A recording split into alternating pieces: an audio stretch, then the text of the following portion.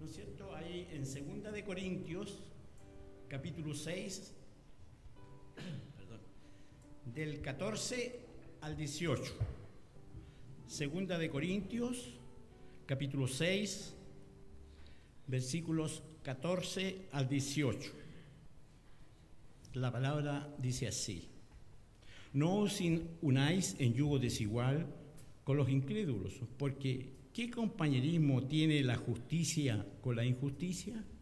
¿Y qué comunión la luz con las tinieblas? ¿Y qué concordia Cristo con Belial? ¿O qué parte el creyente con el incrédulo? ¿Y qué acuerdo hay entre el templo de Dios y los ídolos? ¿Por qué vosotros sois el templo de Dios viviente? Como Dios dijo: habitaré y andaré entre ellos y seré su Dios, y ellos serán mi pueblo. Por lo cual, salid de en medio de ellos y apartaos, dice el Señor, y no toquéis lo inmundo, y yo os recibiré. Y seré para vosotros como por padre, y vosotros me seréis hijos e hijas, dice el Señor Todopoderoso. Demos gracias al Señor por su palabra. Ahora vamos a tener un momento de oración congregacional, hermanos. Tenemos mucho por qué orar, ¿no es cierto? Los temporales han sido muy fuertes, han habido mucha destrucción. Así que oremos por nuestros hermanos principalmente que han padecido con estas lluvias, con estos fuertes vientos y temporales en general.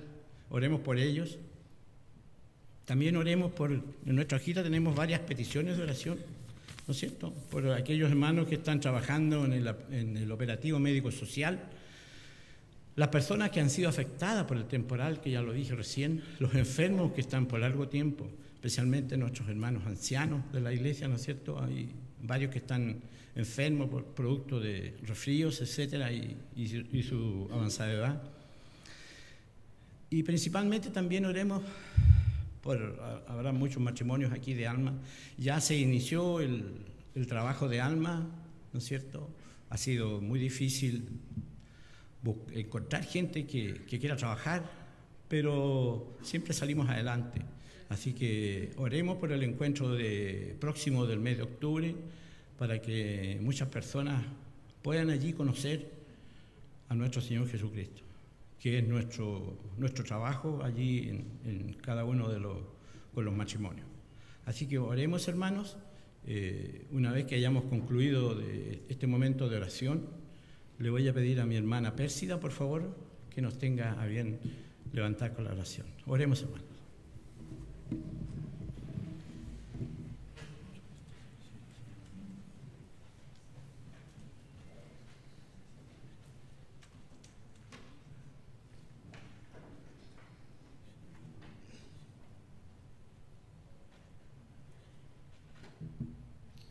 Amado Dios y buen Padre Celestial, nos presentamos delante de tu presencia, Señor, reconociéndote en primer lugar como nuestro Dios, dándote, Señor, gracias por el amor dado a nuestras vidas, Señor, a través de Jesucristo. Gracias por este nuevo día que nos concedes, por estar en este lugar, para adorar juntos, para vernos como hermanos, para escuchar tu palabra, Señor. Pero también tenemos peticiones, Señor, que tú las conoces mejor. En el boletín, Señor, hay peticiones. Recordamos en este momento las personas que han sufrido por las inclemencias del tiempo, Señor. Necesitamos tanto la lluvia, cuando ella llega, también, Señor, queda calamidad. Hay personas que sufren. Pero en este momento, Señor, te queremos rogar por cada uno de tus hijos que ha perdido su casa o tiene problemas por la lluvia, Señor. Ayúdanos a ser prudentes también nosotros para estar preparados para las circunstancias del tiempo, Señor, porque tú estás con nosotros y nos das sabiduría para hacer nuestras cosas, Señor, para organizarnos en nuestra vida. También en este momento te pedimos, Señor, que bendigas la tierra, que esta lluvia sea de bendición para nuestra tierra, y que las personas que viven, Señor, de los frutos de la tierra también puedan sentir que tú estás bendiciendo esta tierra. Oh Señor, gracias por cada uno de nuestros hermanos que está aquí hoy día. También oramos por los que están trabajando en el Ministerio Alma. Oh Señor, el próximo encuentro de octubre queremos pedirte que desde ya tú pongas las personas que van a participar y que sea realmente un anzuelo, el tirar la red para que muchos lleguen a Cristo también. Oh Señor, bendice a cada uno de los que estamos aquí. Si alguno tenemos problemas, dificultades, alguna pena, si alguno está sin trabajo, Señor, queremos dejarlo a tus plantas y queremos que a través de este culto nosotros podamos sentir cómo tú alivias nuestro corazón, cómo tú sanas nuestra mente, cómo tú, Señor, renuevas nuestras fuerzas. Te adoramos, te bendecimos y damos toda honra y gloria para ti. En el nombre de Cristo Jesús. Amén. Amén. Bueno, hermanos, ahora, después de la oración, vamos a invitar al Ministerio de Música, quien nos va a guiar en bonitas alabanzas para el Señor. Gracias.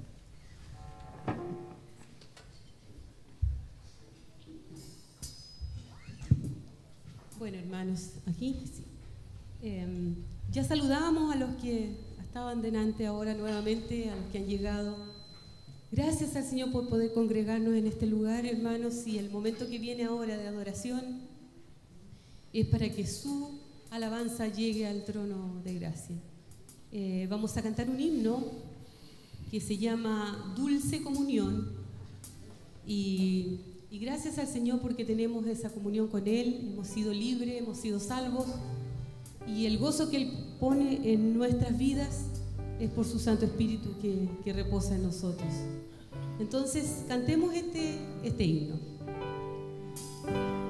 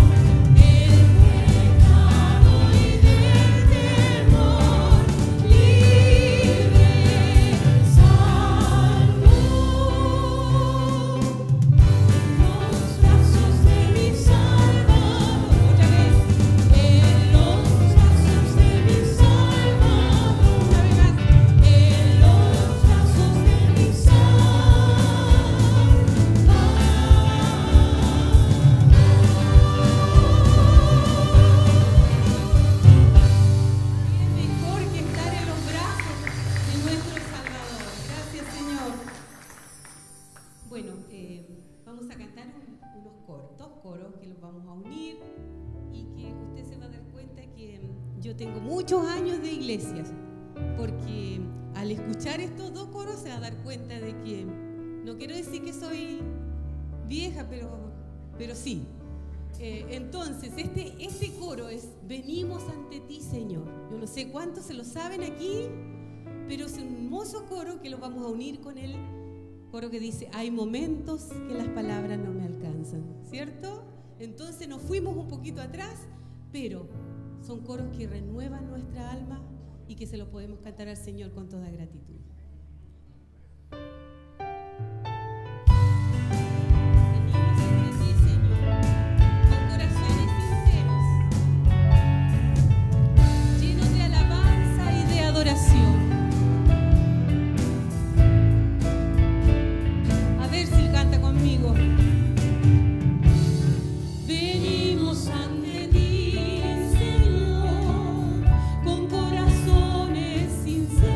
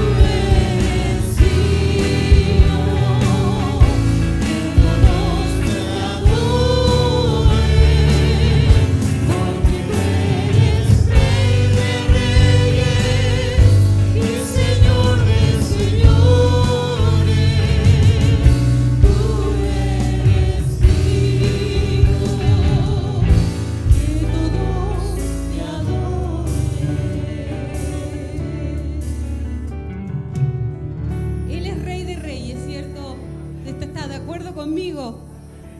Y Él es digno de ser adorado. Y esta mañana estamos aquí para adorar su nombre.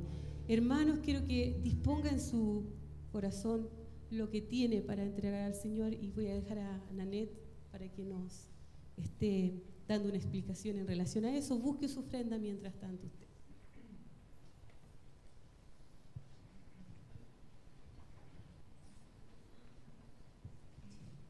Buenos días, queridos hermanos. Tomen asiento, por favor. Ayer celebramos aquí en la iglesia el Día del Niño. Si usted no trajo a su niño, se la perdió, porque los chicos lo pasaron muy bien.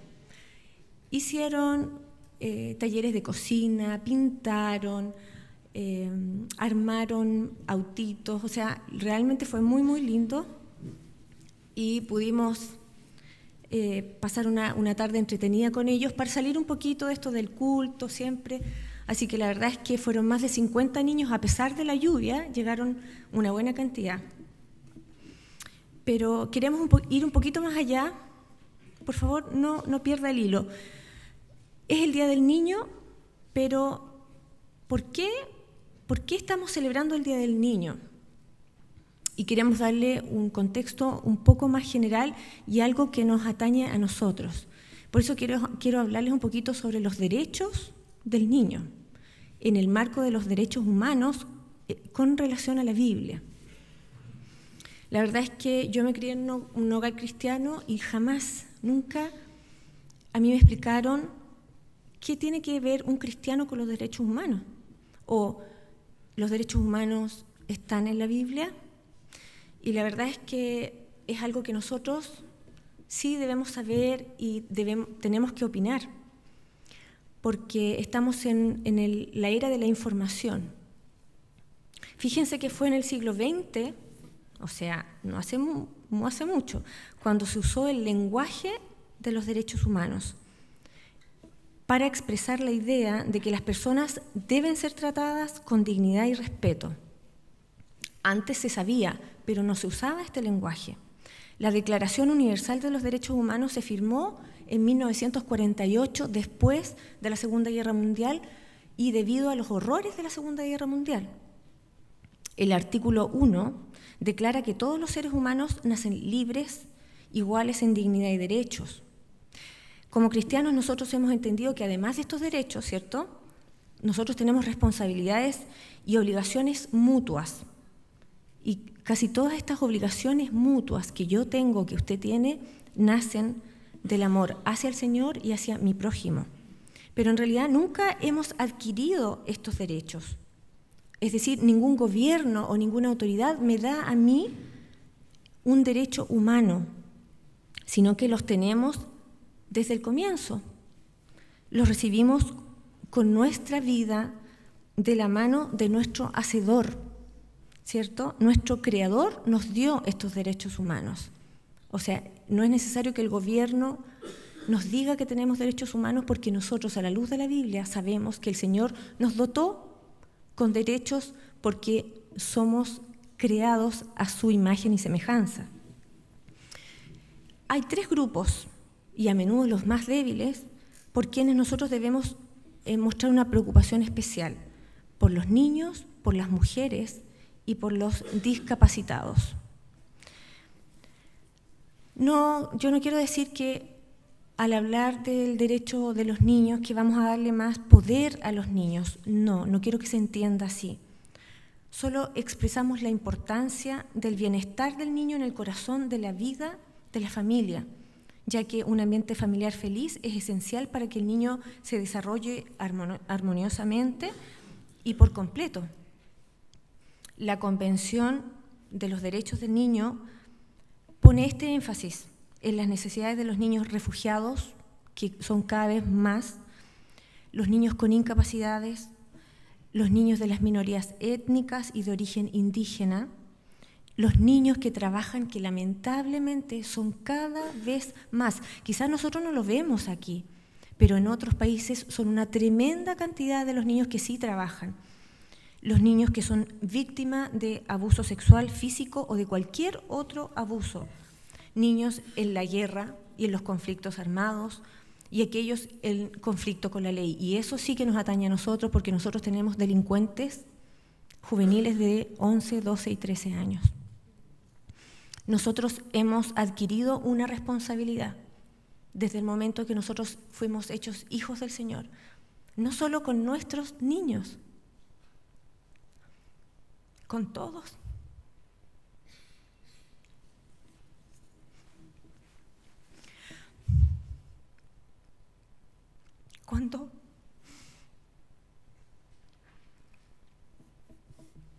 Cuando estudié, cuando estaba preparando esto, realmente me dolió el corazón, porque lamentablemente vivimos a veces en una burbuja y pensamos que cuando nuestros niños están bien, entonces el resto de los niños están bien. Y no es así. De verdad necesitamos que el Señor abra nuestro corazón y nuestros ojos para que podamos ver la necesidad que existe en nuestro alrededor. Hoy vamos a levantar una ofrenda en ayuda de unas niñas que nosotros ayudamos, que nosotros consideramos parte nuestra y que son las niñitas del hogar de La Pintana. Pero no solo quiero llamar a comprometer una ofrenda que puede que dure media hora o un día. No, el llamado es a comprometer nuestros corazones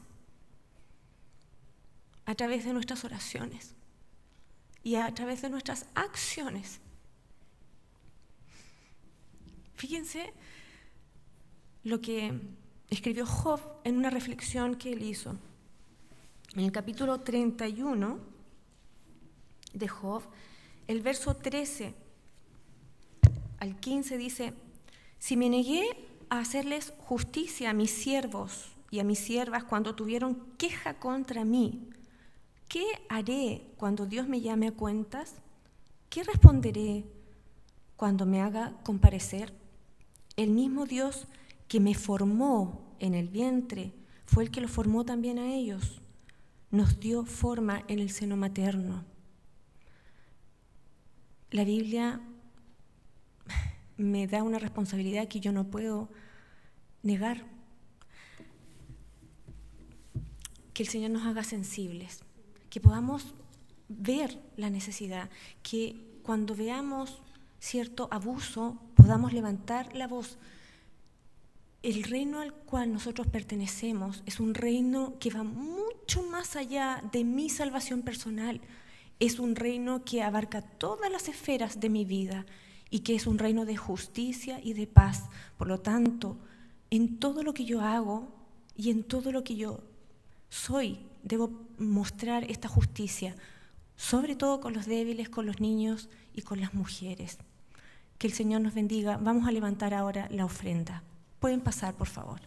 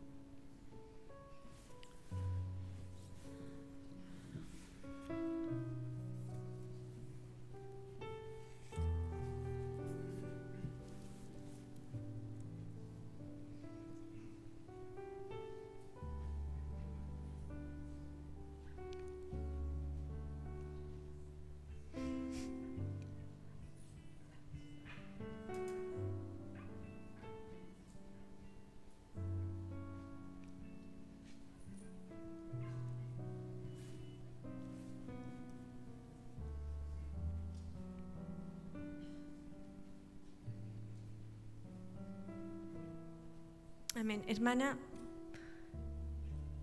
vamos a orar. Quien está recibiendo la ofrenda, vamos a orarle, vamos a dar gracias al Señor, porque de Él es la tierra y su plenitud, y lo que nosotros vayamos a dar en esta mañana, queremos que el Señor lo multiplique, que sea para que estas niñas reciban lo que ellas necesitan en realidad. Padre Celestial, Señor, tal cual somos, nos presentamos delante de ti, con nuestras debilidades, Señor, pero reconociendo que como mendigos venimos porque sabemos dónde hay pan, porque sabemos que en ti hay salvación y hay perdón.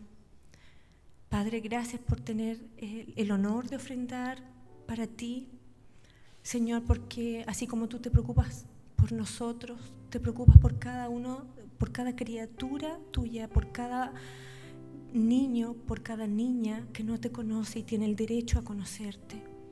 Señor, bendice esta ofrenda, bendice a estas niñas, bendice esos hogares que probablemente sean disfuncionales. Oh Señor, ¿qué puede salvar si no es solo una visita tuya? ¿Qué puede dar nueva vida si no es tu presencia? Bendícenos, Señor, a través de tu palabra, y que nuestro corazón, Señor, pueda volverse generoso, así como es el tuyo, Señor. Te alabamos y te bendecimos y te damos gracias a ti, Señor, en el nombre de Jesús. Amén. Vamos a seguir cantando al Señor, otro coro. ¿A qué vino usted en esta mañana? Vino a adorar al Señor, ¿cierto? Entonces vamos a decir que lo venimos a adorar, que hemos venido a postrarnos delante de Él y a decirle que es nuestro Dios, porque solo Él es grande, solo Él es digno, es asombroso para mí, para usted.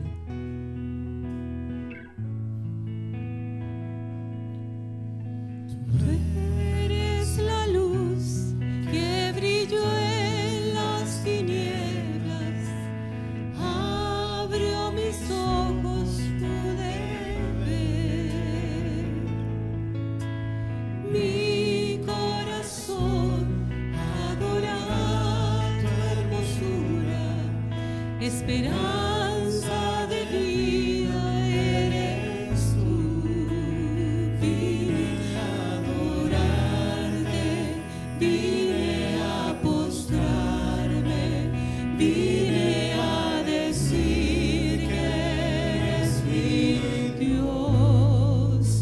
Solo tú eres grande, solo tú eres digno, eres asombroso para mí.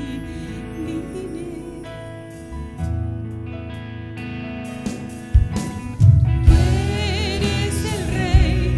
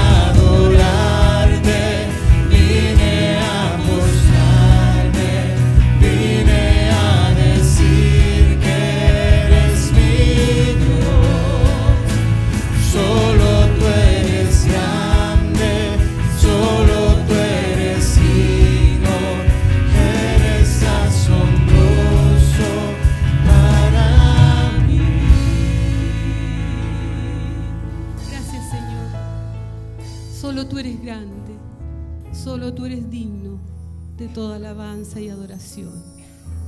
Amén. Pastor Rudy con nosotros entonces.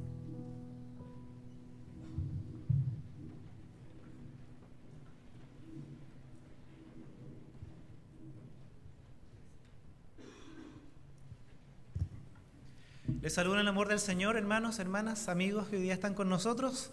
Un lindo día que el Señor nos ha regalado, ¿cierto? Lindo porque, aunque tenemos complicaciones, hemos tenido complicaciones con la lluvia, pero es una lluvia necesaria, ¿cierto?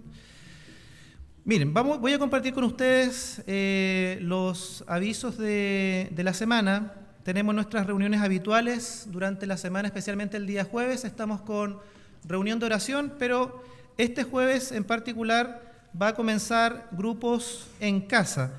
Podemos ver el aviso de grupos en casa. Partimos este jueves que viene, jueves 13 de agosto, con nuestro segundo ciclo, el segundo semestre del año, ¿cierto?, de esta tarea, de este trabajo que ha sido de tanta bendición como muchos lo pudimos comprobar y ver en el primer semestre del año. Así es que es algo que muchos están esperando, ¿cierto?, esa comunión, ese compartir, ese crecer juntos. Este próximo jueves, 13 de agosto, comienza el segundo ciclo de grupos en casa. Y un aviso también importante tiene que ver con nuestra Academia Bíblica, que inicia el segundo semestre del año el lunes 17 de agosto. Prontamente vamos a estar avisando acerca de los nuevos contenidos, las nuevas materias que se van a entregar a partir del segundo semestre, a partir del lunes 17 de agosto, pero ya hay fecha ya, para que la gente la guarde y esté expectante, esté ahí viendo, preparando su corazón, su disposición para ver qué materia, qué curso tomar durante este próximo semestre. Entonces, el lunes 17 de agosto comienza nuestro segundo semestre de Academia Bíblica. Y otro aviso importante también que tiene que ver con el 22 de agosto es el operativo médico-social que nuestra iglesia ya ha hecho en oportunidades anteriores y que este año va a ser el día sábado 22 de agosto desde las 10 horas hasta las 14 horas. Tendremos, como ustedes ven en la pantalla, yo lo voy a compartir, a lo mejor no se alcanza a leer, pero medicina general, traumatología, neurología adultos, matrona, enfermería, kinesioterapia, abogado, relojería, oración. Una diversidad de servicios que la iglesia estará prestando a la comunidad y que es parte también de nuestra tarea, ¿cierto?, a través de la comunidad iglesia. Así es que el 22 de agosto, nuestro operativo social, médico-social. Y el 22 de agosto también es la segunda parte de la capacitación de líderes de jóvenes para dosis, una capacitación que se está realizando a nivel de todo el país, de la Alianza en Chile, y que busca fortalecer el trabajo o potenciar el trabajo que se está desarrollando a nivel local con el liderazgo, capacitando precisamente a quienes trabajan con la juventud. El 22 de agosto a partir de las 9 de la mañana. Ya tuvimos nuestra primera capacitación el 1 de agosto, pero continuamos ahora el 22 de agosto. Contarles también que el segundo semestre del año tiene contemplado nuevamente que compartamos esta academia que fue de tanta bendición el primer semestre también, que tiene que ver con la Academia de Artes para niños y tiene inicio para el 12 de septiembre. Y finalmente compartirles que, recordarles traer su kilo de amor, esos alimentos no perecibles, usted los trae para bendecir a aquel que esté pasando por algún momento difícil. Como comunidad, como iglesia, también estamos con aquel que necesita por distintas razones, ¿verdad? Hoy día el tema laboral a veces se vuelve muy complicado y la iglesia también está preocupada de eso. Así es que usted es parte importante de eso, trayendo su kilo de amor. Amén. Que el Señor les bendiga, hermanos, hermanas. Vamos a pasar algo también muy importante en este día y que tiene que ver con la cena del Señor. Cada mes compartimos la mesa del Señor y en este momento también vamos a compartirlo. Voy a invitar a la pastora María Eugenia que pase aquí adelante. Se me perdió la pastora María Eugenia. Ella va a compartir con nosotros este momento tan importante de comunión con el Señor. ¿Sí?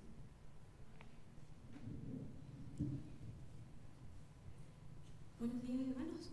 Los hermanos que están para servir, que ya algunos saben, por favor, pasen adelante, los que me van a ayudar a servir.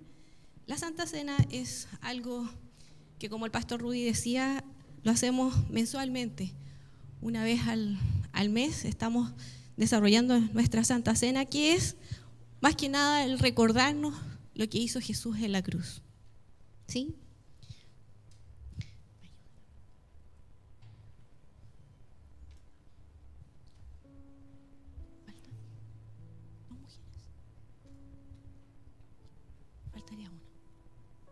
Faltaría una. Hermana Alicia Robles, por favor. Ahí estamos completos. 3,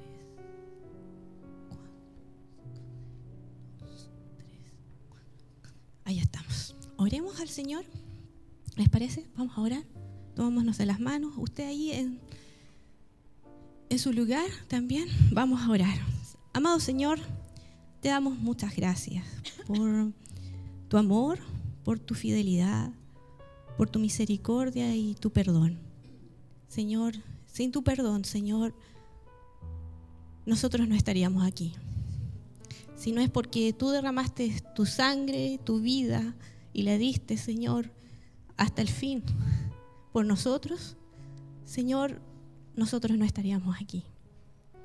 No tenemos méritos, Señor, para estar en este lugar si no es por Jesucristo, por la muerte de Jesús que se hace realidad en nuestras vidas, y esa nos trae perdón, paz y vida eterna.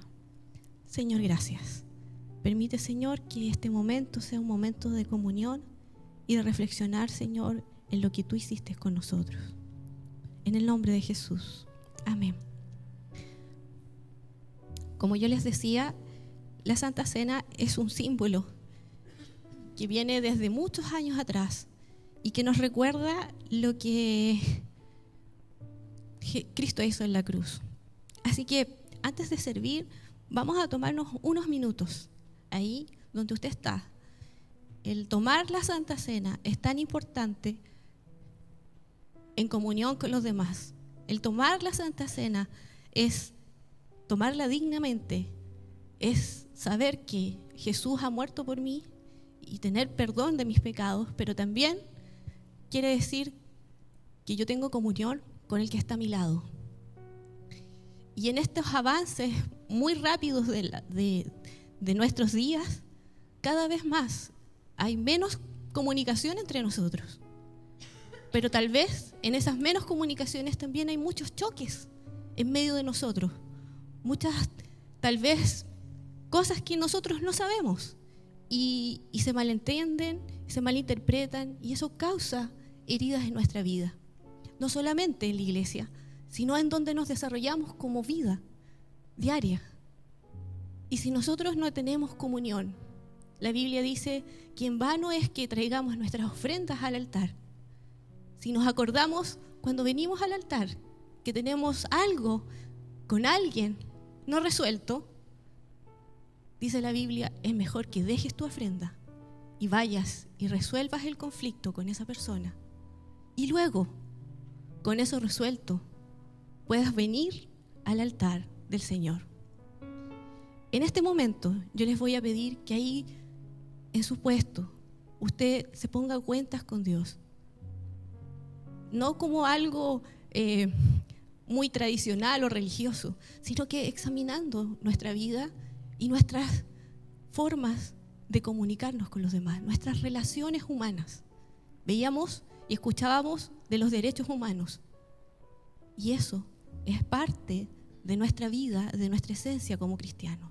El tener paz en medio nuestro, no solamente con Dios, sino que en medio de nuestra comunidad y de nuestro vecindario, de nuestra vida. Así que vamos a tomarnos un tiempo de orar, de meditar, por mientras que van pasando los elementos a servir, pero también voy a pedirle a los hermanos que aún no se han bautizado, que por favor no tomen Santa Cena. Solamente los que han bautizado y los que vienen de otras iglesias hermanas pueden tomar Santa Cena si han sido bautizados. Si no, vamos a tener un tiempo, y casi todos los semestres tenemos un curso en donde uno se puede bautizar y puede tomar el curso de bautismo. Ya, vamos a ponernos en ese sentido y vamos a orar al Señor. Vamos a pasar los elementos y usted ahí va a estar meditando y va a estar reflexionando. Y antes de tomar, entonces, servirnos los elementos, vamos a orar al Señor.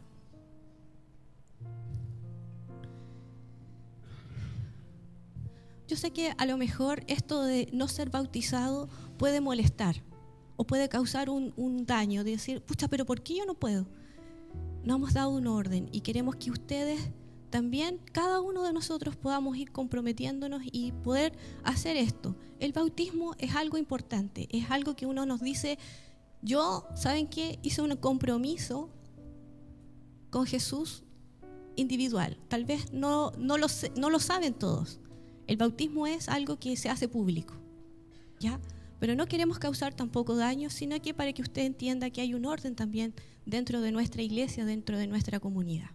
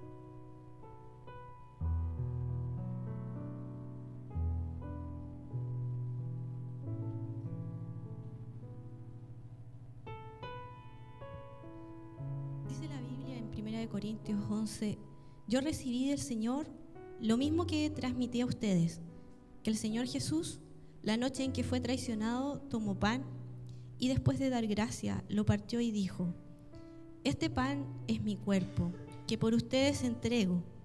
Hagan esto en memoria de mí. Señor, te damos muchas gracias por recordarnos, Señor, lo importante que tú eres en nuestras vidas. Gracias por este pan, que nos recuerda lo que tú hiciste por nosotros en una forma real. Señor, que sufriste y moriste por nuestros pecados. Señor, que no hubo, Señor, nada que impidiera que tú fueras, Señor, a la muerte más cruel, que es la de la cruz. Señor, gracias. Pero también, Señor, en este momento queremos también ponernos a cuenta contigo. Señor, perdónanos. Señor, si hemos ofendido a algún hermano, si hemos estado peleados, disgustados, Señor, Jesucristo es el que nos une. Jesucristo es el que nos da el amor, Señor. Y ayúdanos a vivir en comunidad y a compartir, Señor, de lo que tú nos has dado, que es la vida, que es tu vida, Señor, y que este pan nos recuerda lo que tú hiciste por nosotros. Comamos el pan.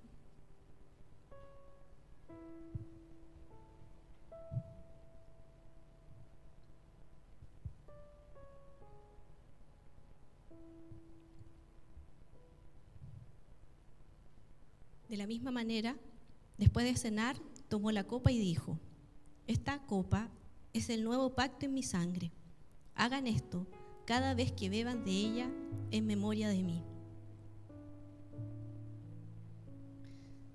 Señor, gracias, porque tú has hecho un pacto con nosotros, un nuevo pacto, Señor, y es el que estar con nosotros hasta el fin.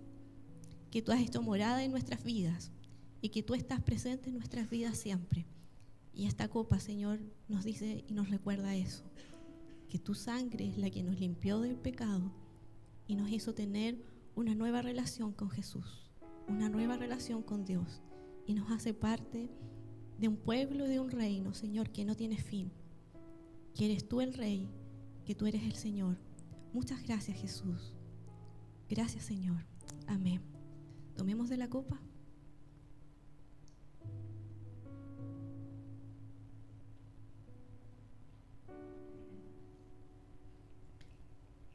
Porque cada vez que coman de este pan y beban de esta copa, proclamarán la muerte del Señor hasta que Él venga. Amén. Vamos a retirar las copas. Yo sé que ustedes tienen una canción.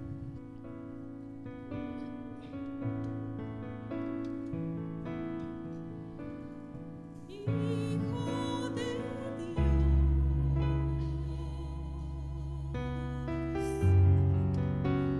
recibe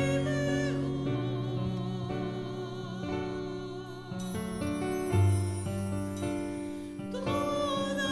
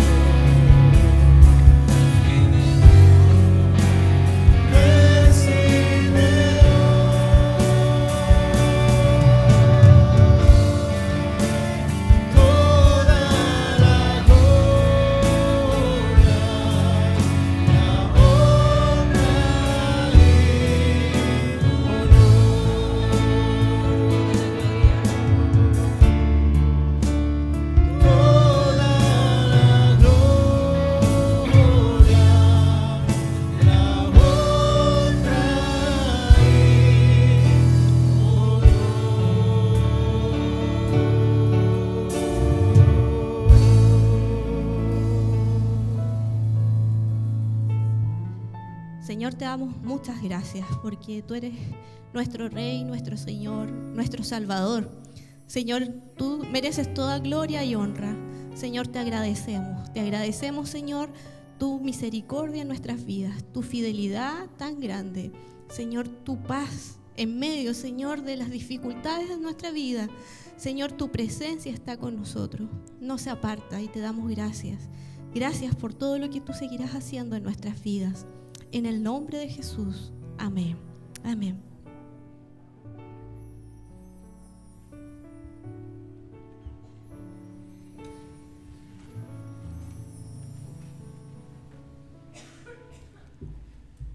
Voy a invitar, hermanos, a abrir su Biblia en el pasaje de 2 de Corintios, donde hace un ratito atrás leíamos. 2 de Corintios,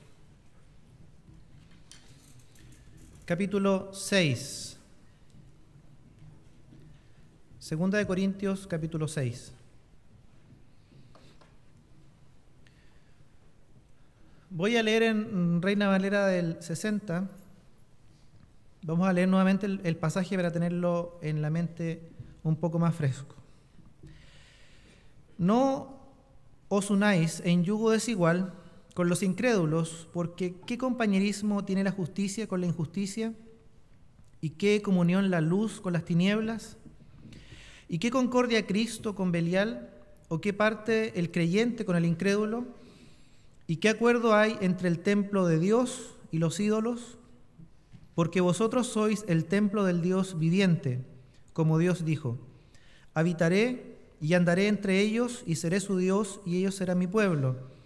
Por lo cual salid en medio de ellos y apartaos, dice el Señor, y no toquéis lo inmundo, y yo os recibiré. Y seré para vosotros por Padre, y vosotros me seréis hijos e hijas, dice el Señor Todopoderoso. Oremos al Señor. Señor, te damos gracias. Gracias, Padre, por tu palabra. Gracias por el tiempo de comunión como iglesia, Dios. Gracias, Señor, porque esta comunión trasciende cualquier lugar, cualquier tiempo, Señor. Tú has comprado para ti mismo, Señor, has salvado, estás redimiendo un pueblo, Señor, para tu gloria. Gracias, Señor, por cada uno de aquellos que son tus hijos e hijas. Señor, gracias por aquellos, Señor, que están conociendo la verdad, aquellos a quienes estás alumbrando el corazón, la mente, Señor, para traerlos a vida nueva, a vida verdadera, Señor. Señor, que en el caminar contigo, Señor, tu palabra siempre sea guía y tu Espíritu, Señor, siempre sea el único, Señor, que transforma nuestra vida y nuestro corazón. Nos rendimos a ti. Todo argumento nuestro, Señor, todo, Señor, idea, Señor, humana, Señor, sea sometida bajo tu palabra, Dios. Toda conducta, toda forma de vida que llevamos, Señor, o que vemos o a la cual estamos expuestos, sea sometida a tu señorío, Jesucristo. Bendícenos con tu palabra, háblanos y transfórmanos a través de tu Santo Espíritu, Señor. Salva, Señor, trae luz a aquel que aún no puede ver, Señor, para que conozca la verdad y en tu verdad sea libre, Señor. Gracias, Padre, en el nombre de Cristo nuestro Señor. Amén. Por varias semanas hemos estado compartiendo acerca de la consagración. Hace algunos meses estuvimos compartiendo desde las Escrituras la santidad. Pero hemos estado las últimas semanas, el último mes y algo, viendo la consagración en la vida del creyente, que es lo que nosotros, si la transformación, la santificación es algo que Dios opera a través de su Espíritu Santo en nosotros, entenderemos la consagración como ese apartarnos, ese comprometernos nosotros, ¿cierto? Es la acción que nosotros debemos hacer, de apartarnos para Dios. Y le voy a invitar a considerar estos versos que acabamos de leer, pero antes de eso tengo que explicar un poco acerca de la ciudad de Corinto. Corinto fue una ciudad de tremenda importancia por la ubicación en la que se encontraba. Corinto estaba en un istmo, estaba en un lugar, una fajita de tierra muy estrecha de la península del Peloponeso, entonces eso hacía que, y obviamente era un puerto, daba al mar. Eso facilitaba que en lugar de darse la vuelta por todo lo que era la península, cruzaran el istmo desde Corinto hasta el siguiente puerto y podían los comerciantes, los viajeros, llegar mucho más rápido y con mucho menos riesgo y peligro a sus lugares de destino. Por eso la ciudad de Corinto, siendo una ciudad puerto, concentraba gran cantidad de viajeros, de comerciantes, empresarios de la época, estaban establecidos en ese lugar, y todo este movimiento económico había hecho de la ciudad de Corinto una ciudad tremendamente rica, con ciertos lujos, contaba con ciertas ventajas económicas, ¿cierto?, sus habitantes. Y una de las cosas también importantes era que en el lugar alto de Corinto estaba la Acrópolis, como acostumbran las ciudades, o acostumbraban las ciudades más importantes de Grecia, la Acrocorinto, la parte más alta de la ciudad, en este caso de Corinto. En un monte estaba un templo, un lugar consagrado a la diosa Afrodita, esta diosa del amor, los placeres, más que del amor mismo, del sexo más que del amor mismo. Esta diosa Afrodita tenía un culto tremendamente importante en la ciudad de Corinto. Se dice que más de 1000 sacerdotisas que practicaban una especie de prostitución sagrada, entre comillas, prostitución consagrada a esta diosa Afrodita, residían en la Acrópolis y bajaban cada tarde a la ciudad para ofrecer sus servicios sexuales como parte de este ritual y parte de este culto a Afrodita.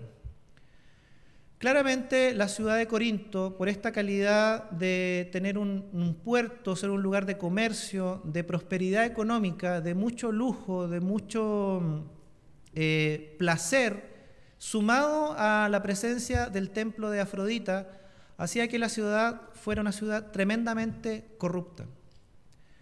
Las líneas entre lo que era permitido ya no se distinguían en la ciudad de Corinto.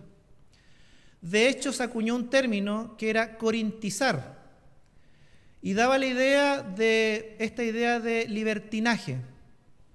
Y la iglesia que estaba en Corinto se había corintizado, se había corrompido, sus límites morales se habían diluido. Estaban viviendo un estilo de vida dentro de la misma iglesia de Corinto, una pequeña comunidad dentro de la ciudad de Corinto, fundada por el mismo apóstol Pablo, estaba viviendo sin límites claros en su vida diaria, al punto que sus prácticas y su conducta se estaban confundiendo con las de los habitantes de la ciudad. Pablo les habla en la primera y segunda carta que Dios los ha sacado de esa forma de vivir. Algunos vivían y practicaban toda clase de vicios, toda clase de corrupción, pero Dios los había sacado y había formado una comunidad, una iglesia en la ciudad. Esa iglesia estaba volviendo a esas prácticas propias de la ciudad, propias de su sociedad, y los límites estaban bien difusos, al punto de que no se distinguía entre aquel que era hijo de Dios, creyente, y otro habitante cualquiera de la ciudad de Corinto. La iglesia se había corintizado, es un término que se acuñó, para mostrar que la iglesia se había corrompido, precisamente. Esta es la ciudad de Corinto, una ciudad tremendamente importante, tremendamente corrupta, tremendamente pagana, y con un alto énfasis en esta disolución de los límites en cuanto a lo sexual, al vivir la sexualidad. Y precisamente Corinto llegó a ser una ciudad sinónimo de corrupción para todo el mundo conocido. Si Atenas era una ciudad conocida por el pensamiento, la reflexión, la filosofía, Corinto era conocida por su disolución, por su vida sin límites, su libertinaje, precisamente. A esta ciudad llegó Pablo, y Pablo ha fundado una iglesia, y Pablo ha escrito por lo menos 3 cartas, o algo así. Tenemos 2 cartas, la primera y la segunda carta a los Corintios, donde Pablo va a buscar corregir estas conductas en la iglesia de Corinto, estas conductas que tienen que ver con haberse corrompido y haberse mezclado en sus prácticas con el resto de la sociedad de aquella época. Por eso, por favor, veamos en el capítulo 6, donde estamos, verso 14, la sección de este pasaje parte diciendo: no os unáis en yugo desigual con los incrédulos, porque ¿qué compañerismo tiene la justicia con la injusticia? ¿Y qué comunión tiene la luz con las tinieblas? En este contexto hace referencia a Pablo cuando dice: no se unan en yugo desigual con los incrédulos. ¿Qué comunión tiene, qué compañerismo tiene la justicia con la injusticia? Al hecho de que, ¿cómo puede ser que los creyentes, los hijos de Dios, estén asociándose y uniendo sus vidas en diferentes áreas o en diferentes ámbitos y finalmente practicando lo que esta sociedad corrupta practicaba? Muchas veces limitamos el pasaje del no os unáis a yugo desigual con los incrédulos y lo mencionamos exclusivamente al área del noviazgo, del matrimonio. Pero eso es una aplicación. En términos muy generales, Pablo está haciendo mención a esto, a que la iglesia está compartiendo y uniéndose a las prácticas de un mundo incrédulo, un mundo que no tiene luz, que camina aún en tinieblas, una sociedad de Corinto, la ciudad de Corinto, que no sigue a Cristo. Y en esto los hermanos nuestros de la iglesia de Corinto se han estado uniendo a esta forma de vida. Y están mezclándose al punto de que no hay distinción entre un creyente y alguien que aún no conoce a Cristo, que está todavía en oscuridad, incrédulo, dice el pasaje, y que vive en la misma ciudad.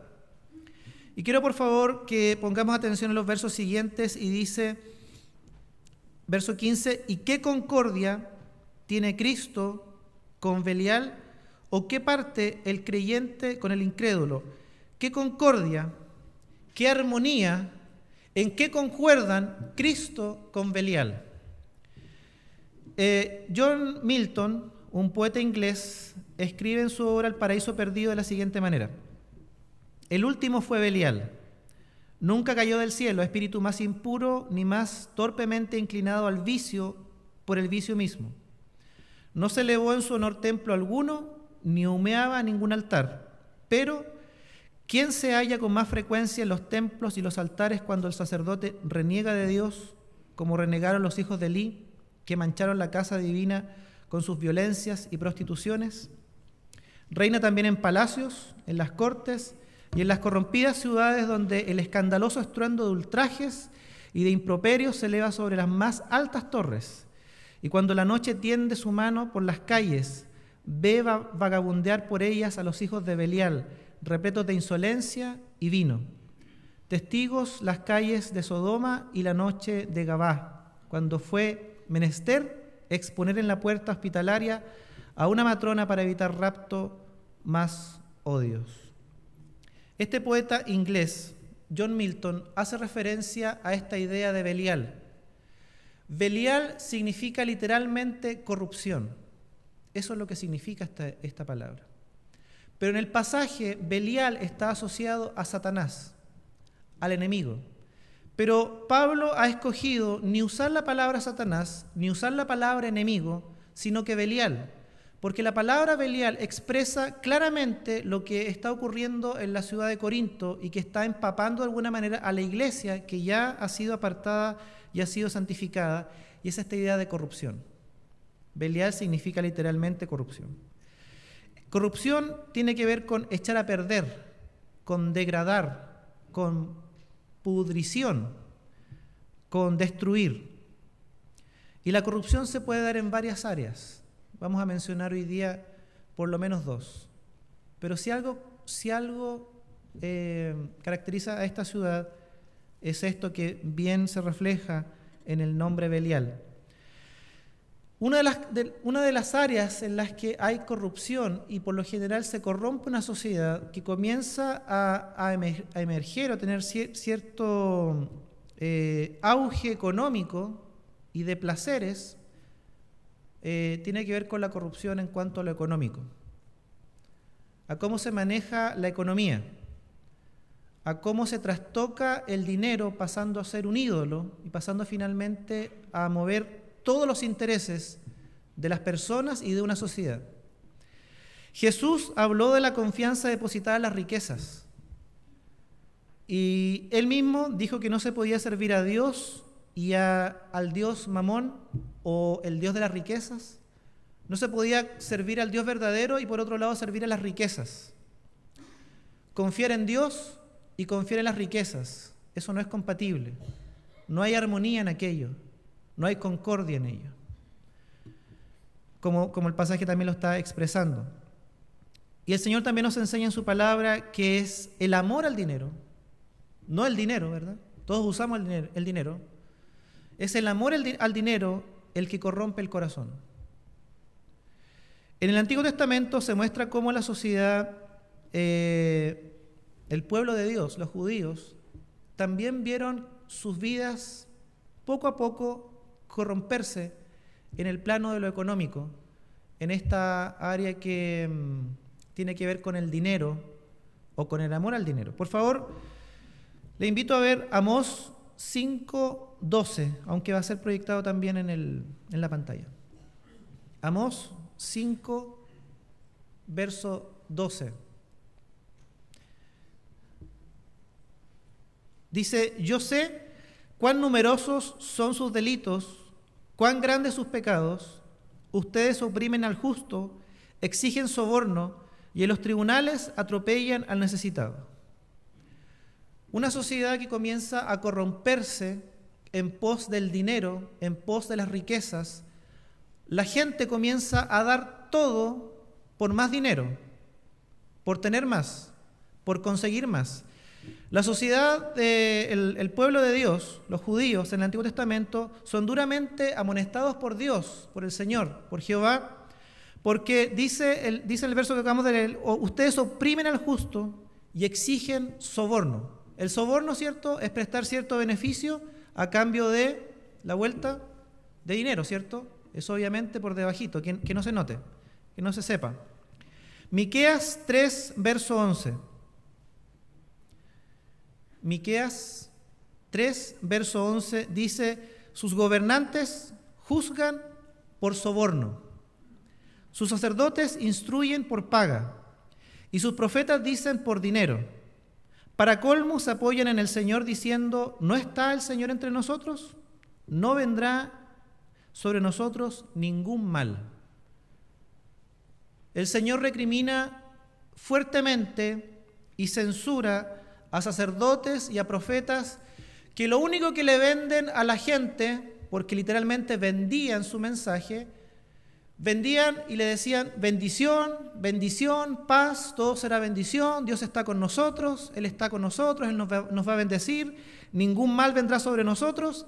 Y a cambio de este masaje, que era una sobada de lomo constante hacia el pueblo, ellos sacaban provecho, ¿cierto?, en dinero. Mensaje que el Señor nunca les dijo que entregaran. Y por otro lado, los gobernantes, dice la primera parte del verso 11 de Miqueas 3, juzgan también por soborno. En estas sociedades, ¿quiénes eran los más beneficiados si la cosa era por soborno? Los que podían pagar, ¿cierto?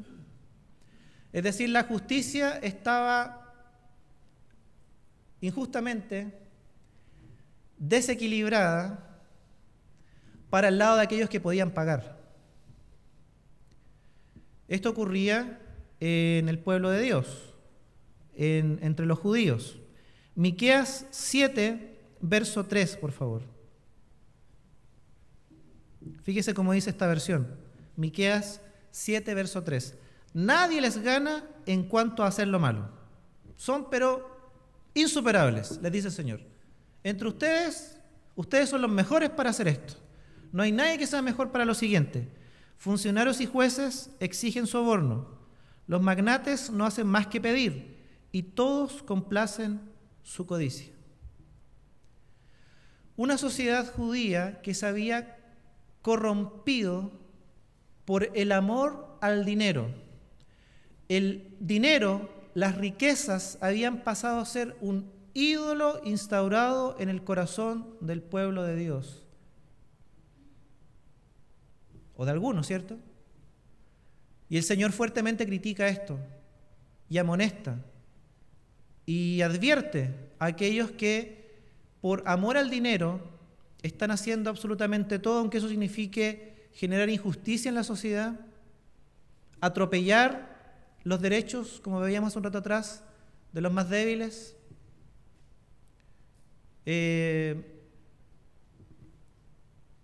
quitarle al que tiene poco, lo poco que tiene, por la codicia, por la ambición. Esta clase de corrupción se daba en la sociedad judía y también es un claro ejemplo de lo que en una sociedad como la sociedad en Corinto ocurría también con todo este auge y esta abundancia económica que su comercio y que su posición estratégica en aquel lugar le permitían tener. Una sociedad de esplendor económico, como lo muestra la historia, ¿cierto? Lo muestra la historia universal, por ejemplo, tenemos también en Roma. Por lo general, este auge económico y esta mayor capacidad de poder tener, mayor capacidad de adquirir, genera y trae consigo otra cosa, una consecuencia además, que es también tener la capacidad de experimentar placeres. Y eso comienza cada vez, ¿cierto?, en mayor, va incrementándose. Esta corrupción en Corinto, que también vemos, por ejemplo, en el pueblo de Dios, en el Antiguo Testamento, en los versos que acabamos de leer, esta corrupción está asociada a Belial. La corrupción moral está asociada a Belial, a esta idea de corrupción. Y la Biblia dice que precisamente cuando habla acerca del enemigo, dice la Escritura, que el enemigo vino a matar y a destruir. Pero Cristo vino a deshacer las obras del enemigo. Por ello, Pablo dice, ¿qué armonía tiene Cristo con Belial? ¿Qué armonía tiene Cristo con el enemigo que ha venido a corromper la sociedad, ha venido a destruir la creación de Dios, el ser humano? ¿Qué armonía puede tener?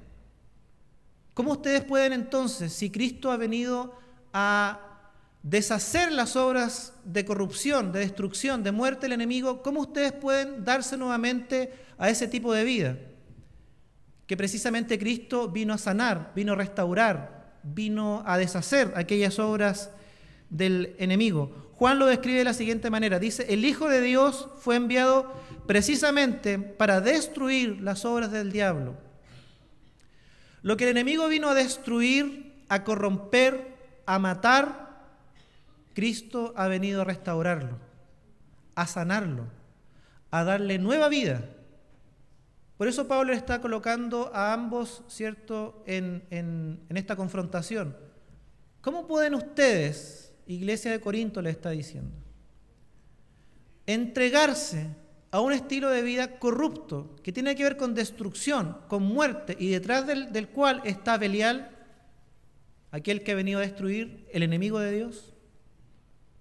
Vuelvan, le dice, a esta vida y entréguense a la vida verdadera, a la de que Cristo les ha dado. ¿Qué concordia puede tener Cristo con Belial? La respuesta es obvia, ninguna. Hebreos capítulo 2, verso 14 dice, Él también, Cristo, participó de lo mismo para destruir por medio de la muerte al que tenía el imperio de la muerte, esto es, al diablo. La victoria sobre esta corrupción, muerte y destrucción de la sociedad humana, Jesucristo tiene asegurada la victoria. ¿Amén? Por eso la iglesia tenía que volver a aquel que lo había rescatado de esa manera de vivir corrupta, de muerte, de destrucción, y volver en su fidelidad a Cristo. Sigamos por favor con el verso 16. ¿Y qué acuerdo hay entre el templo de Dios y los ídolos? ¿Puede haber alguna armonía entre el templo de Dios, que Pablo va a decir son ustedes, los creyentes, y los ídolos? Y aquí podemos hacer, ¿cierto?, la asociación con los ídolos que predominaban en la ciudad de Corinto, y como ya hemos mencionado, uno de esos ídolos era la diosa Afrodita, diosa del placer, llamada del amor, pero más era la diosa del sexo y de los placeres, más que propiamente del amor. ¿Cómo pueden ustedes ser templo de Dios? Le está diciendo Pablo a los corintios, a la iglesia en Corintio. ¿Cómo pueden ser ustedes templo del Dios viviente y compartir o entregarse a prácticas que tienen que ver con los ídolos, como Afrodita. Primera y segunda de Corintios están repletos de... Es el segundo libro del Nuevo Testamento que hace más referencias a pecados de índole sexual. Unas 13 veces hace mención a pecados de índole sexual. Apocalipsis hace mención 17 veces. Pero gran parte del contenido de la carta a los Corintios hace referencia a corregir esto, conductas de carácter sexual. Claro, Corinto era una ciudad entregada a este tipo de placeres, tenía en la Acrópolis un templo a la diosa Afrodita del sexo. Claramente la ciudad vivía una vida desenfrenada, diluida, había disolución, pérdida del límite moral, ¿cierto?, en lo que tenía que ver con vivir la sexualidad. ¿Cómo puede, dice, usted ser templo del Dios viviente, pero por otro lado entregarse a prácticas de ídolos? Y no es que los hermanos de Corinto precisamente encendieran velitas ni hicieran rituales a la diosa Afrodita, sino que se entregaban a lo que esta diosa, con minúscula, ¿cierto?, proponía y entregaba y promovía, ¿cierto? ¿Cómo pueden hacer eso? ¿Cómo puede ser esto? Esta diosa Afrodita aparece en el Antiguo Testamento también asociada a Astarte o Astoret, esta diosa pagana del pueblo cananeo. Cuando los judíos llegan a la tierra prometida, ¿cierto?, están todos los pueblos de Canaán, y dentro de las dioses o ídolos que estos pueblos tenían estaba Astoret. Esta diosa Astoret, mencionada en muchas referencias en el Antiguo Testamento, es la homóloga de Afrodita en Grecia. Y fíjese por favor lo que ocurrió también con el pueblo de Israel. Vamos a ver el caso de Salomón en referencia a esta misma diosa, a Afrodita o Astarte o Astoret en el Antiguo Testamento. Primera de Reyes, capítulo 11, verso 3, por favor. Primera de Reyes, capítulo 11, verso 3. Hablando de Salomón, el pasaje dice: y tuvo 700 mujeres, reinas y 300 concubinas, y las mujeres le desviaron el corazón. Cuando Salomón ya era viejo, sus mujeres le inclinaron el corazón tras dioses ajenos, y su corazón ya no era perfecto para con Jehová su Dios, como el corazón de su padre David. Salomón siguió a Astoret, diosa de los sidonios. Alguien tan sabio, tan inteligente, con tanto conocimiento de Dios y tanta sabiduría para vivir la vida, como es el rey Salomón, al final de su reinado, al final de su vida, en sus últimos días, dice que comenzó a relacionarse con mujeres y tenía gran cantidad de mujeres, tenía un verdadero harem, entre esposas y concubinas, que finalmente terminaron desviando su corazón, y dicen que él se inclinó y Salomón siguió a Astoret, diosa de los sidonios, a esta que es la homóloga de Afrodita en la cultura griega. Pablo, en la carta que estamos viendo, y en la primera y segunda carta de Corintios, habla acerca de la santidad del cuerpo del creyente. Dice que el cuerpo un día será glorificado, será resucitado. Y habla que el cuerpo es tremendamente importante, porque además dice que el cuerpo del creyente es templo del Espíritu de Dios, ¿verdad? Y el mismo pasaje que estamos viendo en 2 Corintios capítulo 6, dice en el verso 16, porque vosotros sois el templo del Dios viviente. ¿Cómo puede ser que ustedes, que son el templo del Dios viviente, ocupen ese mismo cuerpo, ese mismo templo, para entregarse a prácticas asociadas a esta cultura pagana, a este desenfreno sexual, a estas prácticas que tienen que ver con corrupción moral? ¿Cómo puede ser? Pablo les está diciendo. Entonces, en el verso 16 dice: ¿y qué acuerdo hay entre el templo de Dios y los ídolos? Porque vosotros sois templo del Dios viviente. Como Dios dijo: habitaré y andaré entre ellos, y seré su Dios, y ellos serán mi pueblo. Por lo cual, salid en medio de ellos, y apartaos, dice el Señor, y no toquéis lo inmundo, yo os recibiré y seré para vosotros por Padre, y vosotros me seréis hijos e hijas, dice el Señor Todopoderoso. Es tremendamente llamativo que en nuestra sociedad chilena actualmente haya tanta corrupción que cada vez sale más a flote, ¿cierto? En el plano de lo económico, de los sobornos, de este amor por el dinero, esta corrupción a niveles de poder, ¿verdad? Y todo por amor al dinero. Pero ¿sabe lo que también llama la atención? Es que aunque la mayoría de los chilenos reconocemos que hay corrupción en esto, y todos yo creo estamos de acuerdo que esas prácticas están mal, por otro lado, frente a la corrupción que nuestra sociedad también chilena está en el plano de lo sexual, la sociedad chilena parece no decir nada respecto de eso. Tenemos exactamente los mismos dos ejemplos: corrupción a nivel de poder, por la riqueza, por el dinero, pero también estamos observando en nuestro país corrupción en el plano de lo sexual, de cómo se vive la sexualidad y se entiende. Como cosa llamativa digo esto: se rechaza la corrupción política a nivel de los poderes que tienen que ver siempre con dinero, pero se acepta por otro lado la corrupción en el plano de lo sexual. Y tiene que ver, ¿cierto?, con esta sociedad que es permisiva y que es tremendamente relativista.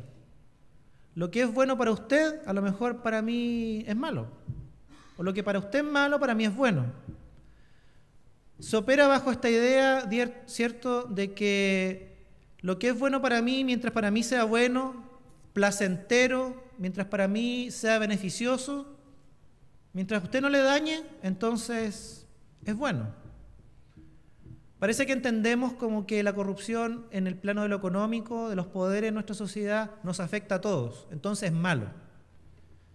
Pero la corrupción que observamos en nuestra sociedad a nivel de cómo se vive la sexualidad y se está entendiendo la sexualidad no es mala. Porque si a usted le parece vivir su sexualidad de tal manera, mientras no me afecta a mí, bien. Parece ser que ese es el criterio que se ocupa. La verdad es que en el plano de lo sexual, aunque no se logra ver la disipación, esto terminará también afectando nuestra sociedad. Pero fíjese lo que dice el pasaje en el verso 17: salid de en medio de ellos y apartaos, dice el Señor, y no toquéis lo inmundo, y yo os recibiré.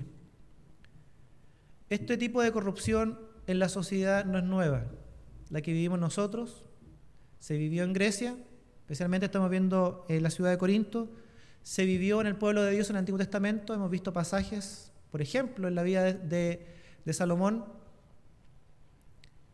Y si esto se repite constantemente en la historia y el pueblo de Dios vive en este mundo, entonces es razonable pensar que si alguien tan sabio como Salomón cedió y finalmente se fue tras estas formas de corrupción en el plano de lo sexual, viviendo una vida también disipada, si en la ciudad de Corinto, la iglesia que había en la ciudad de Corinto también comenzó a absorber y a ser empapada por estas conductas de las cuales Dios los había rescatado anteriormente, pero aparentemente ellos han vuelto, parece razonable pensar que hoy día también la iglesia, los hijos e hijas de Dios que estamos viviendo en este mundo, especialmente en esta sociedad, aquí en Chile, también estamos expuestos a este tipo de corrupción y más todavía, más que expuestos, el pueblo de Dios también corre el riesgo de asimilar ese tipo de conductas y ese tipo de forma de vida. La iglesia de Corinto lo vivió y Pablo tiene que escribirles. Pensemos por algún momento, como hemos visto en la Escritura, ¿qué significará entonces salir del medio de ellos? Apartaos, dice el Señor, y no toquéis lo inmundo. Obviamente, salir del medio de ellos no significa construir una burbuja, ¿sí?, ¿cierto?, cristiana evangélica. Porque vivimos en el mundo, como el Señor oró en Juan. pero ya no somos del mundo. Esto significa que el cristiano, aunque está en medio del mundo, el creyente, aunque vive en esta sociedad, no va a practicar ni se va a unir en la forma ni en los estilos de vida que la sociedad está, ¿cierto?, a través incluso de los medios de comunicación divulgando y promoviendo. El cristiano, el creyente, tiene que ser sabio en conducirse en medio de una sociedad en donde hay corrupción en diferentes niveles, pero no vive ni practica ese estilo de vida. Marca una diferencia. Dice, salid en medio de ellos y apartaos, dice el Señor, y no toquéis lo inmundo. Entendámoslo como no ser parte de lo que el mundo hace.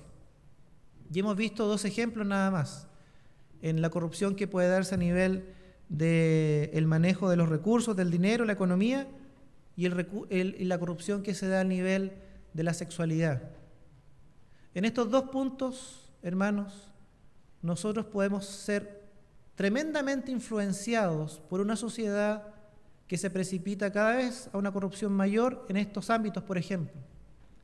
Y como cristianos debemos ser conscientes de que estamos expuestos a ello y que hay serias posibilidades de que nuestra mente sea permeada por estas formas de pensar y finalmente por estas formas de vivir.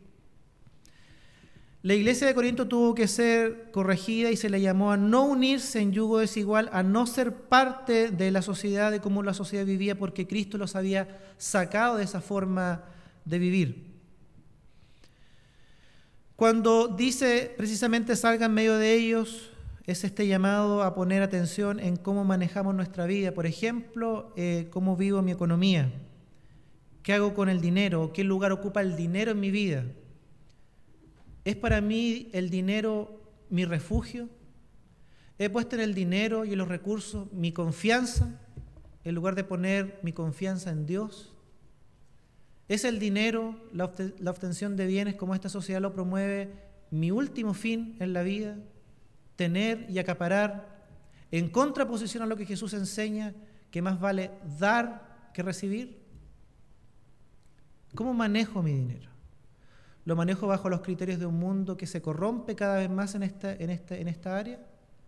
¿Cómo manejo esta área yo en mi vida? ¿Cómo vivo mi economía? ¿Cómo vivo en relación con el dinero? ¿Cómo vivo en relación a los recursos que Dios me da?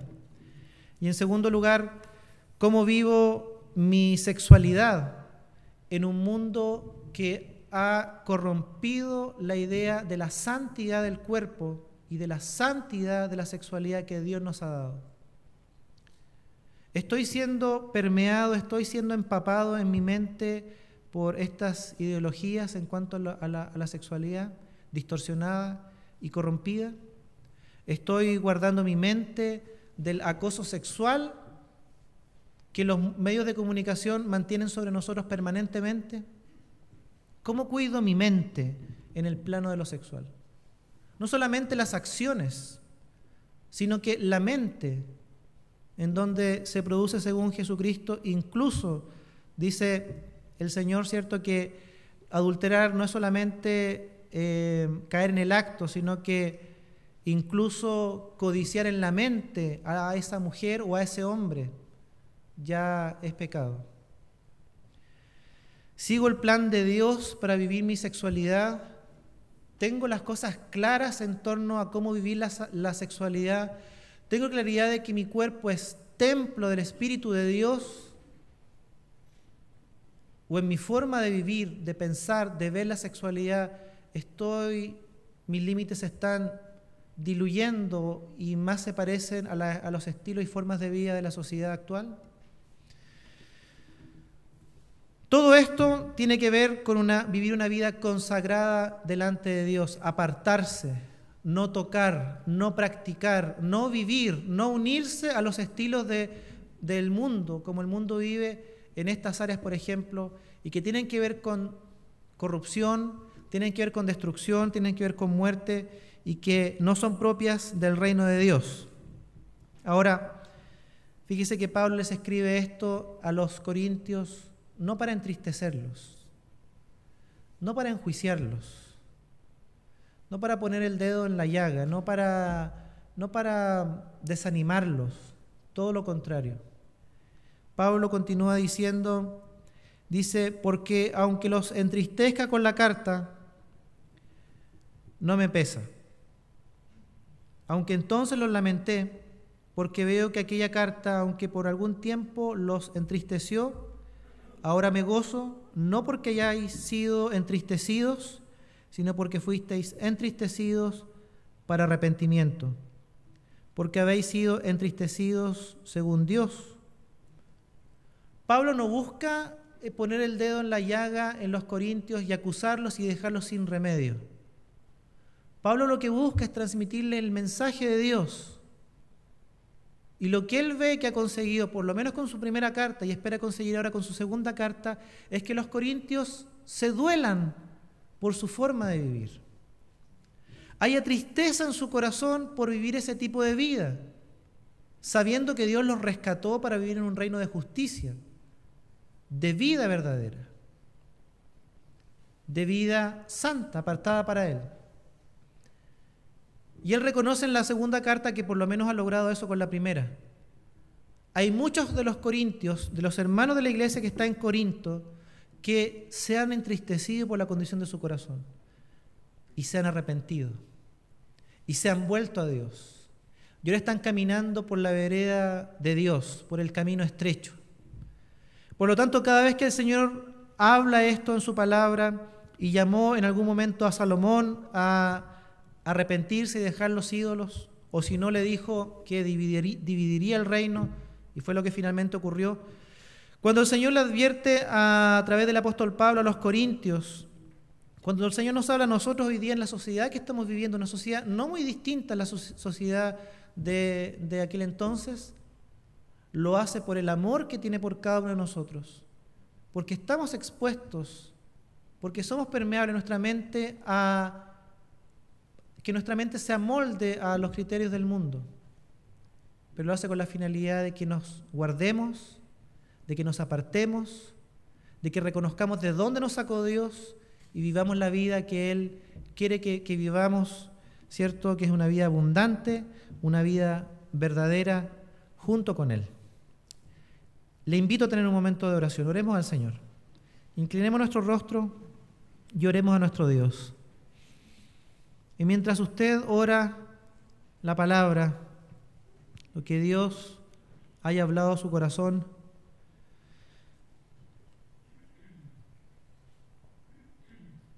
lo que en algún momento habló a la iglesia que está en Corinto, todo lo que el Señor le habló a la iglesia tiene que ver con vivir una vida consagrada para Dios en medio de un mundo que se corrompe. Y no hay una vida consagrada si antes no hay perdón de Dios. Y no hay perdón de Dios si antes no hay un reconocer precisamente el pecado, mi pecado, si no hay arrepentimiento. Tal vez hay algunos en este lugar, amigos, amigas, que no conocen a Cristo y buscan desesperadamente salir de ese tipo de vida que la sociedad ofrece actualmente. Déjame decirte que en primer lugar no es por tus fuerzas, es una obra de Dios. Pero es necesario volverse a Él de todo corazón. Para cada uno de los que somos parte de la iglesia de Cristo, tenemos que sostenernos firmemente de la palabra de Dios y dejarnos guiar por el Espíritu de Dios para que Él haga una obra en nosotros. Pero tomar la firme decisión, junto con Cristo,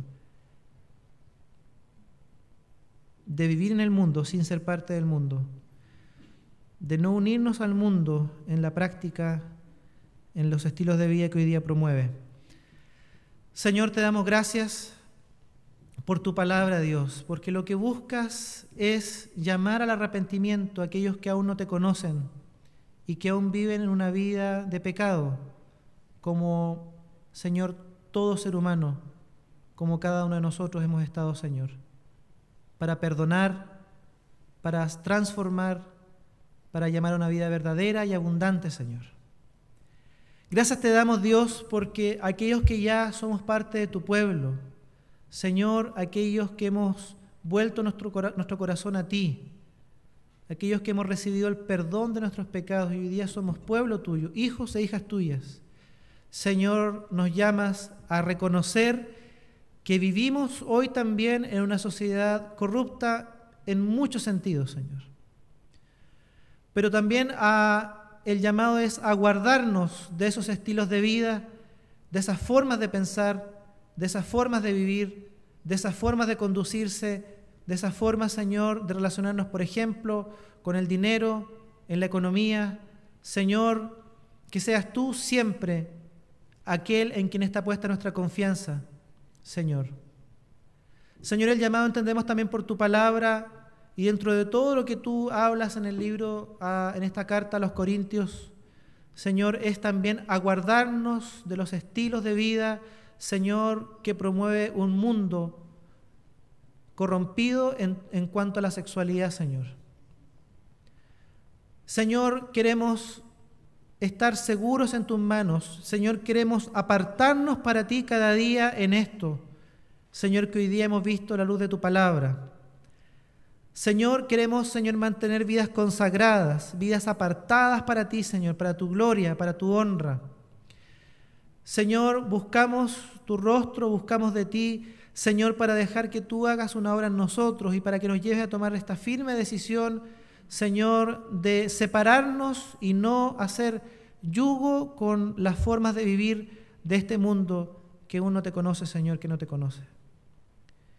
Mientras más corrupción vemos, tristemente y lamentablemente en nuestra sociedad, en distintas áreas, Señor, que nuestro corazón no se vuelva insensible, que nuestro corazón, nuestra mente no se acostumbre, Señor, frente a la exposición constante a estos estilos de vida, no se acostumbre ni vea finalmente esto como algo normal.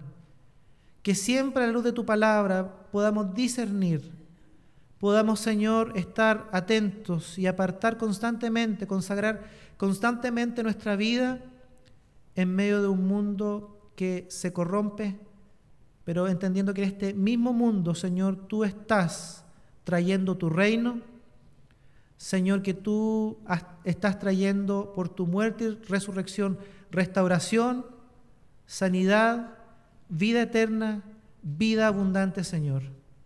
Lo que el enemigo vino a matar y a destruir, Señor, tú lo estás trayendo a nueva vida, a restauración, Señor, a una vida plena y abundante, Dios.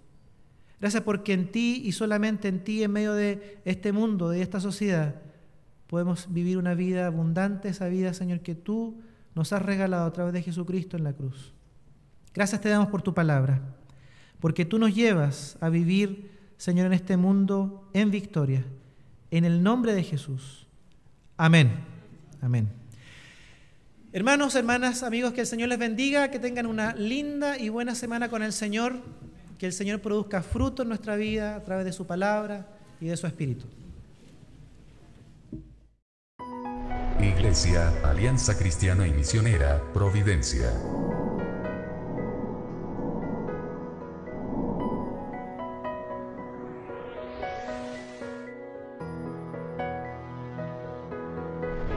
Presentó nuestro servicio dominical en vivo.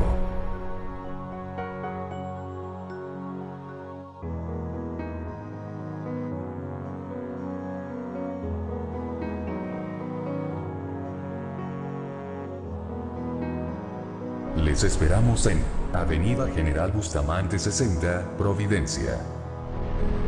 Síguenos en Así Providencia. Dios les bendiga.